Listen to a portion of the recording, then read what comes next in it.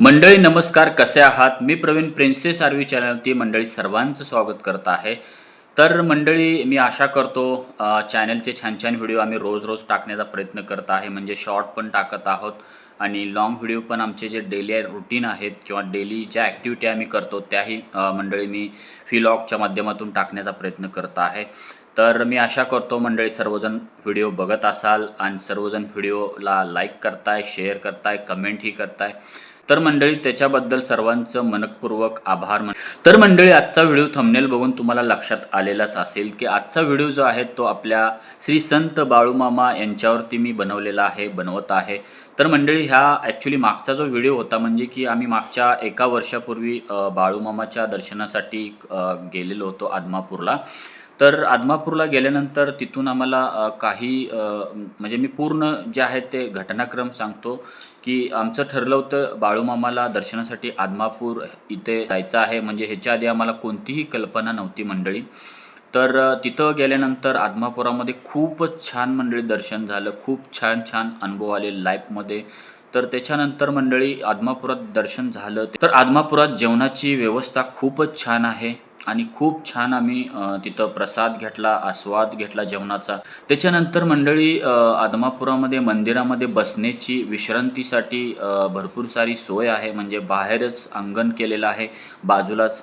तर तिथं आम्ही थोडीशी विश्रांती घेतली. त्याच्यानंतर भूक लागल्यानंतर प्रसादाचा अनुभव घेतला. तर खूपच छान मंडळी महाप्रसाद असतो.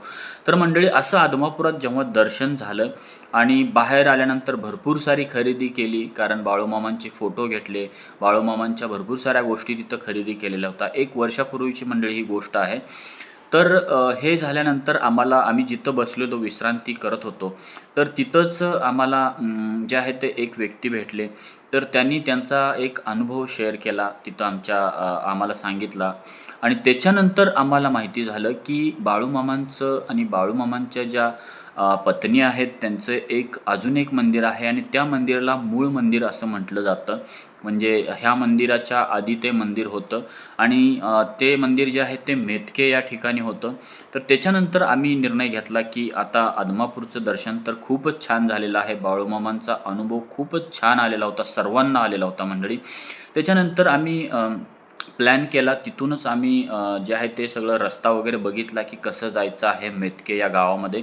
तर तिथून मेतके ॲक्च्युली जे गाव आहे तिथं बाळूमामांचं दुसरं एक मंदिर आहे आणि तिथं स्पेशली म्हणजे सांगायचं झालं तर बाळूमामांनी स्वतः रवलेला 1932 साली म्हणजे स्वतः खांब रवला होता आणि तिथं जो भक्त येतो त्या भक्ताच्या सगळ्या शंका म्हणजे ज्या काही अडचणी असतील त्या तिथं मार्गी लागतात. म्हणजे तिथून आपण जेव्हा एकदा मंदिरात येतो आणि जो खांब आहे त्या खांबाला फेऱ्या घालतो, त्याच्यानंतर बाळूमामांचा आशीर्वाद आपल्याला लाभतो. आपल्या कुटुंबामध्ये आपला आशीर्वाद बाळूमामांचा येतो असं म्हटलं जातं.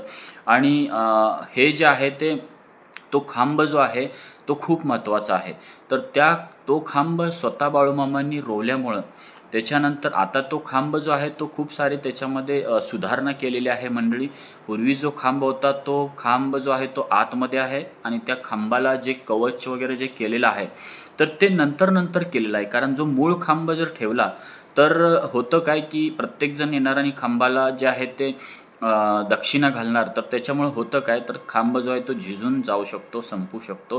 तर त्याच्यामुळं खूप सारी सुधारणा केलेली आहे खांबाची सुद्धा.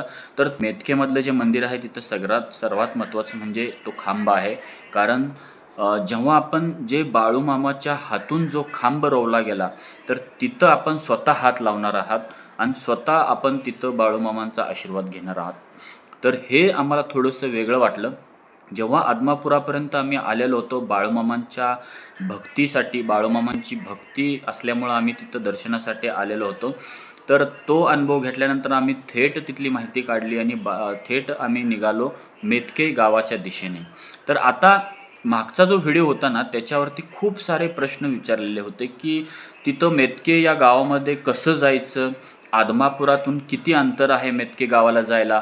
त्याच्यानंतर मेतके गावामध्ये गेल्यानंतर मंदिराच्या आजूबाजूला काही राहण्याची सोय आहे का? म्हणजे रस्ता कसा आहे? असे भरपूर सारे मला म्हणजे प्रश्न विचारले जात होते त्या व्हिडिओवरती. तर मी खूप दिवस झाला असं म्हणत होतो की या कमेंटला उत्तर देण्यापेक्षा आपण एक स्पेशली बाळूमामांच्या नावाचा दुसरा व्हिडिओ काढूया. तर त्याच्यासाठीच मंडळी आजचा हा व्हिडिओ ॲक्च्युली मी बनवण्याला सुरुवात केलेली आहे. तर आता सगळी मी माहिती देतो, कारण आम्ही जाताना जो अनुभव आला, कसं कसं जायचं आहे मेतके या ठिकाणी आणि मंदिराचं कसं म्हणजे मंदिरापर्यंत पोचायचं आहे, तर हे सगळं मी ह्या व्हिडिओत आता सांगणार आहे. मी सांगितलं की मेतके गावामध्ये जाण्यासाठी आम्हाला एका भक्तांनीच सांगितलेलं आहे, तर तिथं बसल्यानंतर समजलं होतं. पहिली गोष्ट म्हणजे मी मेतके जे गाव आहे ते कुठं आहे सांगतो. हे कोल्हापूर जिल्ह्यामध्ये गडहिंग्लज तालुक्यामध्ये मेतके गाव आहे मंडळी. आणि तिथं मेतके गावामध्ये गेल्यानंतर आपल्याला हे मंदिर बघायला मिळतं आणि खूपच छान मंदिर आहे. खूप छान अनुभव येतो तिथं. प्रत्येक जी सोय आहे ती खूप चांगली केलेली आहे. आवारात खूप चांगली स्वच्छता आहे. तर त्याच्यामुळं मंडळी सर्व महाराष्ट्रभर भारतभरातून मंडळी भक्त येत असतात. जागृत ठिकाण आहे त्याच्यामुळं मंडळी हे एक महाराष्ट्रातलं भक्तांसाठीचं पवित्र ठिकाण मानलं जातं. मेतके आणि आदमापूर सुद्धा म्हणजे भक्त जे आहेत ते त्यांच्या दर्शनानं तिथं जाऊन भेट दिल्यानंतर त्यांच्या सगळ्या समस्या दूर होतात. त्याच्यामुळं हे पवित्र ठिकाण ॲक्च्युली मानलं जातं. तर भक्तांची गर्दी तिथं होत असते. तर आता मी सांगतो की मंडळी, कोल्हापुरातून जर तुम्ही कुठेही असाल, पुणे, मुंबई किंवा महाराष्ट्रात किंवा भारतभर कुठेही असाल, तर कोल्हापुरात पहिला तुम्हाला यायचं आहे. जर मेतके ठिकाणी पहिला मला हा प्रश्न विचारला जात होता की कोल्हापुरातून किती अंतर आहे मेतके ठिकाणी जाण्यासाठी. त्याच्यानंतर काही लोक आदमापुरात पोचलेले असतात, तर ते विचारतात की आदमापुरातून कुठं जायचं आहे आणि किती किलोमीटर आहे, रस्ता कसा आहे. तर ते मी तुम्हाला सांगतो की पहिला जर तुम्ही फर्स्ट टाईम पहिल्यांदा येत असाल मेतके ठिकाणी बाळूमामांच्या दर्शनासाठी, तर तुम्ही काय करायचं आहे की कोल्हापूरमध्ये पहिला यायचं आहे किंवा कोल्हापूरमध्ये आल्यानंतर तुम्ही आदमापुरात तर येत असता. तर कोल्हापुरातून साधारण अंतर जे आहे ते मेतके ठिकाणी 80 ते 90 किलोमीटरचं अंतर आहे. डायरेक्ट मेतके सांगतोय मी. पण सगळ्यात सोपं म्हणलं तर पहिला तुम्ही आदमापुरामध्ये यायचं आहे. आदमापुरामध्ये तुमचं जेव्हा दर्शन होतं, तुमचं जे सगळ्या गोष्टी होतात दर्शनाच्या किंवा महाप्रसादाच्या, आणि ज्या ज्या गोष्टी तुम्ही म्हणजे ठरवून आलेलं असतात की काय काय करायचं आहे, तर त्या गोष्टी सगळ्या जेव्हा दर्शन पूर्णपणे तुमचं पूर्ण होतं, त्याच्यानंतर तुम्हाला प्लॅन करायचं आहे मेतके ठिकाणी जाण्यासाठी. किंवा कोल्हापुरातून ॲक्च्युली जे अंतर आहे ते 80-90 किलोमीटर थोडंसं जास्त आहे. आणि जे आदमापुरातून जेव्हा दर्शन झाल्यानंतर तिथून जर तुम्ही मेतके ठिकाणी जायचं ठरवलं, तर ते अंतर आहे फक्त 30 ते 35 किलोमीटरचं अंतर आहे. आणि रस्ता जे आहे ते बघा, आता छोट्या छोट्या गावाला रस्ता कनेक्टेड आहे. मेतके गाव पण एक छोटं गावच आहे आणि तिथं जाण्यासाठी छोट्या छोट्या गावांना ओलांडून जावं लागतं. कधी कधी थोडासा कच्चा रोड आहे किंवा नॉर्मल तसा कच्चा रोड नाही आहे. आम्ही जेव्हा गेलो होतो आदमापूर ते मेतके गाव, तिथं जाताना रस्ता जो आहे तो खूपच चांगला रस्ता होता. थोडंसं मध्ये रस्त्याचं काम चालू होतं, पण तो रस्ता आत्ताच झाला असेल मला असं वाटतं. बाकी रस्ता खूपच छान रस्ता होता.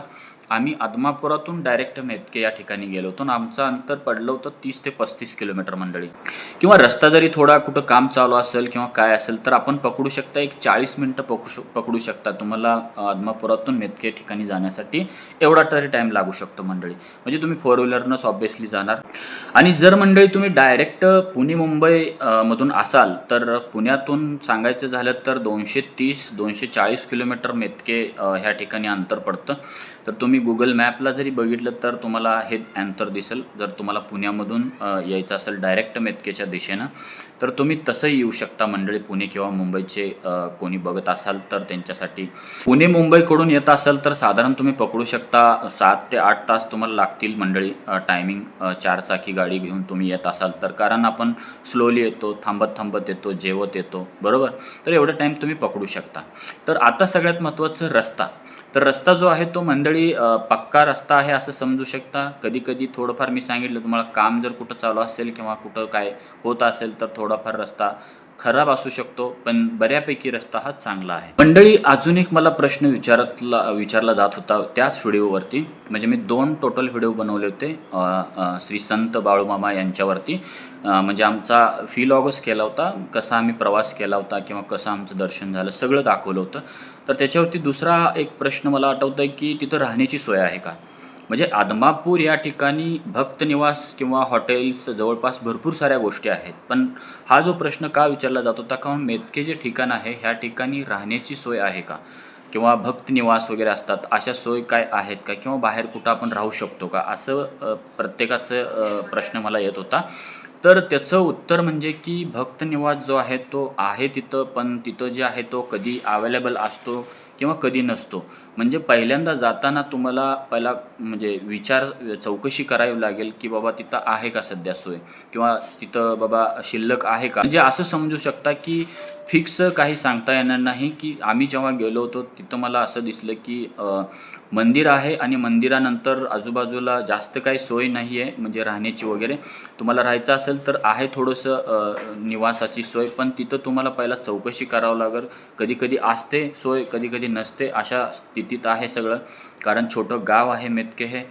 आणि जर तुम्हाला मुक्काम करायचाच असेल तर मला असं वाटतंय, म्हणजे मी माझ्याकडून सजेस्ट करतोय की तुम्ही आदमापुरात परत जाऊ शकता. पहिला मेतके इथे दर्शन घ्या, त्याच्यानंतर परत आदमापूर या ठिकाणी जावा. त्याच्यानंतर तिथं तुम्हाला भरपूर सारे हॉटेल्स आहेत किंवा राहण्याच्या चांगल्या सुविधा आहेत, रूम्स भेटतात. आणि दुसरी गोष्ट म्हणजे भक्त निवास आहे, तिथंही राहू शकता. जेवणाची सोय म्हणली तर तुम्हाला रोज आदमापूरमध्ये जे आहे ते सकाळ आणि संध्याकाळ महाप्रसाद दिला जातो, तर खूपच छान महाप्रसाद असतो आणि त्या महाप्रसादानं नक्कीच सर्वांचं पोट भरतं. आणि मंडळी तुम्ही पुढं कुठं दर्शनासाठी जाणार असाल तर ऑब्व्हियसली तुम्ही कोल्हापूर ठिकाणी राहू शकता. म्हणजे आजूबाजूला तुम्ही राहू शकता. जसं मी सांगितलं एक ऑप्शन की आदमापूरमध्येही तुम्ही मुक्काम करू शकता, राहू शकता, भक्त निवास किंवा हॉटेल्स आहेत. दुसरं म्हणजे गडहिंग्लज जे आहे ते तालुक्याचं ठिकाण आहे. म्हणजे मेतके गावाचा तालुका गडहिंग्लज आहे. तर त्याचं मला वाटतं साधारण 15-20 मिनिटाचं अंतर आहे तिथून. तर 15-20 मिनिटात तुम्ही गडहिंग्लजमध्ये जाऊ शकता. आणि गडहिंग्लजमध्ये तालुका असल्यामुळं तिथं भरपूर सारे हॉटेल्स, राहण्याची खूप छान सोय असते. आणि माझे एक जे मित्र आहेत ते तिथंच राहतात मंडळी, आणि त्यांचंही स्वतः तिथं म्हणजे हॉटेल आहे, तर तेही तिथं तुम्हाला मिळू शकतं. आता मंडळी हे जे आहे ते प्रश्नांची मी सगळ्यांची व्यवस्थित उत्तर देण्याचा प्रयत्न करतोय. अजून एक विचारलं जातं की तिथं कधी जायचं आहे. म्हणजे मेतके ठिकाणी जर जायचं असेल श्री संत बाळूमामा यांच्या दर्शनासाठी, तर ह्या प्रश्नाचं उत्तर देताना मंडळी मी असं सांगू इच्छितो की वर्षभरात तुम्ही कधीही जाऊ शकता. कारण आपण घेतोय दर्शनासाठी वर्षभर जे मंदिर आहे ते ओपनच असणार आहे. तर दर्शनासाठी तुम्ही कधीही जाऊ शकता. जसा तुमचा वेळ असेल, सुट्ट्या असतील, त्यानुसार तुम्ही नियोजन करून तिथं दर्शनासाठी जाऊ शकता. पण सांगायचं झालं तर लोक जे आहेत ते सध्या जातात ते आय थिंक पौर्णिमा आणि अमावस्या ह्या दिवशी जातात, रविवारी जातात. आणि त्या ठिकाणी त्यावेळी खूप गर्दी असते भक्तांची. आता मंदिराविषयी मंडळी मी सांगत आहे मेतके या ठिकाणी. तर मंदिर जे आहे ते खूप छान आहे, सुसज्ज आहे, स्वच्छता आहे. मी आधीच सुरुवातीला तुम्हाला हेही सांगितलं होतं. तर तशा राहण्याची फक्त जास्त जी सोय आहे ती इतकी नाही आहे, कारण एक छोटंसं गाव आहे, खेडेगाव आहे. तर दुसरी गोष्ट अशी आहे की त्या मंदिरामध्ये आपलं श्री संत बाळूमामा यांची मूर्ती आहे. आणि सोबतच त्यांच्या पत्नींचंही आपल्याला इथं दर्शन होतं, त्यांचीही मूर्ती आहे मंदिरामध्ये. आणि संपूर्ण जे आहे ते शांत आणि आध्यात्मिक मंडळी वातावरण आहे मंदिरामध्ये. आणि सगळ्यात महत्त्वाचं मंडळी इथं जे भक्त येतात ते नवस बोलण्यासाठी मंडळी येतात. तर मंडळी तुम्हाला माहिती कशी वाटली? मला असं वाटतं की तुम्हाला सर्व प्रश्नांची उत्तरे मिळाली असतील, कारण जे जे प्रश्न विचारले होते मागच्या व्हिडिओमध्ये त्या सर्व प्रश्नांची मंडळी मी उत्तर देण्याचा प्रयत्न केलेला आहे. तरीही मंडळी तुमचे अजून काही प्रश्न असतील किंवा अजून नवीन प्रश्न तयार झाले असतील तर तुम्ही बिनधास्त ह्या व्हिडिओच्या कमेंट बॉक्समध्ये मंडळी टाकू शकता. म्हणजे की मी नंतरचा जो पुढचा व्हिडिओ आहे तर ह्याच्यावरती तुम्हाला नक्कीच काही, जर तुमच्या जास्त मंडळी प्रश्न असतील आणि भरपूर साऱ्या कमेंट आल्या असतील तर मी अजून एक व्हिडिओ बनवेन आणि त्याच्यावरती तुम्हाला इन डिटेल सर्व प्रश्नांची उत्तरे मंडळी त्या व्हिडिओमध्ये. मंडळी खूप सारे प्रश्न असतील अजून तर कमेंट करा. आणि जर जास्त कमेंट आल्या म्हणजे खूपच प्रश्न असतील सर्वांचे, आणखीन काही प्रत्येकजण प्लॅन करत असेल जायचा, तर मंडळी मी अजून एक व्हिडिओ ह्याच्यावरती बनवेन. आणि फक्त तुमचे प्रश्न जे आहेत ते तुम्ही ह्या कमेंट बॉक्समध्ये मंडळी विचारा, म्हणजे की मी दुसऱ्या व्हिडिओमध्ये तुम्हाला त्या प्रश्नांचं उत्तर देतो. तर मंडळी व्हिडिओ आवडला असेल तर कमेंट अवश्य करा की व्हिडिओ खूप छान होता मंडळी. तर त्याच्यामुळं आम्हाला मोटिवेशन मिळतं, खूप छान वाटतं. अजून आम्हाला एनर्जी येते की खूप चांगले व्हिडिओ बनवले पाहिजेत, इन्फॉर्मेटिव्ह व्हिडिओ बनवले पाहिजेत. तर अजून कोणत्या टाईपचे व्हिडिओ तुम्हाला बघायचे आहेत ह्या चॅनलच्या माध्यमातून तेही तुम्ही कमेंट करू शकता. किंवा काही सजेशन असेल, आमचं काही चुकत असेल तेही मंडळी अवश्य टाका. कारण मंडळी माणूस तेव्हाच सुधारतो जेव्हा चुका सांगणारी लोक भरपूर सारे असतात. तर तेव्हा चुका ज्या आहेत त्या होतच राहतात, आपण माणूस असतो. तर त्याच्यामुळे मंडळी बिनधास्त तुम्ही कमेंट बॉक्समध्ये जे आहेत ते मिस्टेक किंवा चुका झालेल्या असतील तेही सांगू शकता. तर त्याच्यामार्फत आम्ही सुधारणा करू इच्छितो. कोणते व्हिडिओ तुम्हाला बघायला मंडळी आवडतात तेही कमेंट करा आणि चॅनलला मंडळी सबस्क्राईब केलं नसेल तर मंडळी सबस्क्राईब पहिला करा. तर मंडळी आता भेटूया उद्याच्या ब्लॉगमध्ये. Bye bye.